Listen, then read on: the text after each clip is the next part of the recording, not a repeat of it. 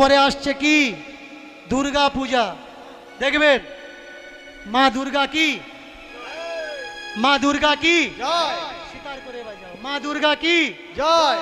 তাহলে ওই মা দুর্গার অষ্টমী পূজায় যারা এগুলো পড়াশুনো করেছে তারা জানে, যারা পড়াশুনো করেনি তাদের জানানোর জন্য কথাগুলো বলছি।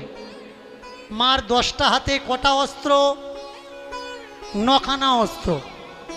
ভালো করে খেয়াল করবেন, 10টা হাত 9খানা অস্ত্র। 2টো হাতে শুধু ত্রিশূল ধরে আছে, বাকি প্রত্যেক হাতে একটা করে অস্ত্র। এই অস্ত্রে যখন অষ্টমীর সন্ধি পূজা হয়, আমি বড় বড় টোলের পণ্ডিতদের জিজ্ঞাসা করেছিলাম, আখাড়ার আচার্যদের জিজ্ঞাসা করেছিলাম যে অষ্টমী পূজার সন্ধি পূজাতে মায়ের পূজা করতে গিয়ে একটা মন্ত্র